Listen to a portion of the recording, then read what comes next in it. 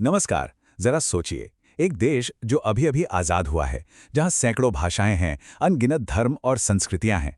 अब इतने बड़े, इतने विविध राष्ट्र के लिए एक कॉमन रूल बुक, एक संविधान तैयार करना, ये कितना बड़ा, कितना मुश्किल काम रहा होगा। तो आज हम इसी ब्लूप्रिंट को समझने की कोशिश करेंगे, यानी हमारे भारतीय संविधान की बनावट को।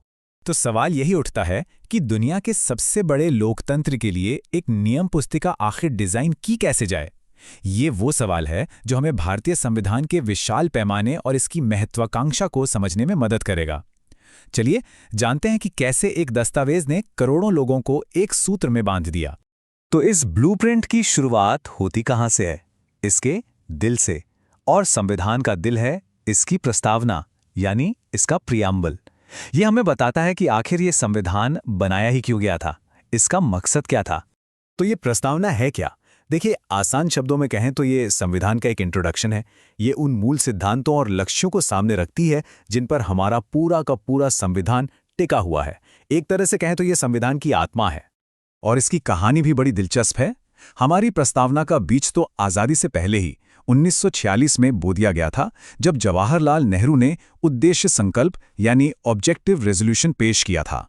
यही संकल्प, यही विजन आगे चलकर हमारे संविधान की प्रस्तावना का आधार बना। ये 5 शब्द भारतीय राज्य का पूरा चरित्र बताते हैं। संप्रभु मतलब हम अपने फैसले लेने के लिए पूरी तरह से आज़ाद हैं। लोकतांत्रिक मतलब सरकार जनता चुनती है।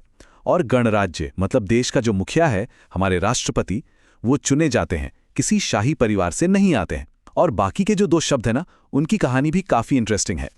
और यही तो इस ब्लूप्रिंट की सबसे बड़ी खूबी है कि ये पत्थर की लकीर नहीं है, बल्कि एक जीता जागता दस्तावेज है।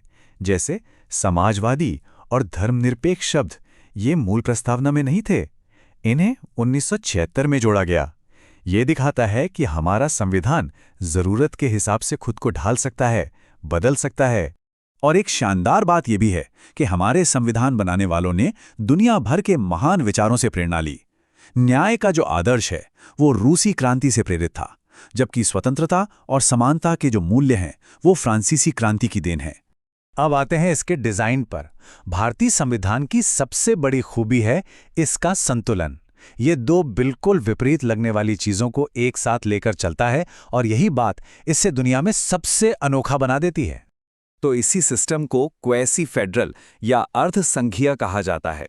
सुनने में थोड़ा टेक्निकल लगता है, पर मतलब बड़ा सीधा है। हमारे यहाँ राज्यों को, जैसे महाराष्ट्र हो या उत्तर प्रदेश, उन्हें अपनी शक्तियां दी गई हैं, लेकिन देश को एक साथ मजबूती से जोड़े रखने के लिए केंद्र सरकार को थोड़ा ज्यादा शक्तिशाली बनाया गया है। मतलब एक देश, एक ही संविधान और एक ही सुप्रीम कोर्ट।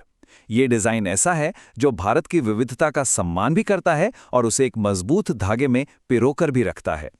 ठीक इसी तरह हमारा संविधान न तो पूरी तरह से कठोर है, मतलब जिससे बदला ही न जा सके, और ना ही एकदम लचीला। कुछ हिस्सों को बदलने के लिए अनुच्छेद 368 के तहत एक बहुत मुश्किल प्रक्रिया की जरूरत होती है, जो इसे स्थिरता देती है। वहीं दूसरे कई बदलाव साधारण कानून बनाकर भी किए जा सकते हैं, जो इसे समय के साथ बदलने का लचीलापन देता है।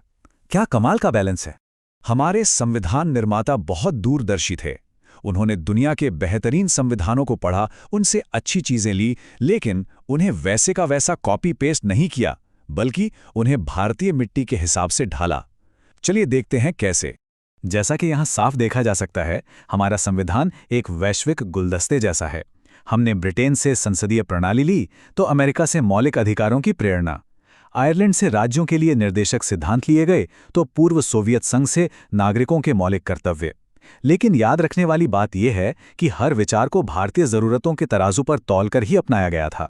तो सवाल यह है कि इतनी अलग अलग जगहों से प्रेरणा लेकर बना यह दस्तावेज आखिर 75 साल बाद भी हमारे देश की नींव कैसे बना हुआ है? इसका राज क्या है? इसका जवाब छिपा है मूल संरचना के सिद्धांत में। केशवानंद भारती मामले में सुप्रीम कोर्ट ने एक ऐतिहासिक फैसला दिया।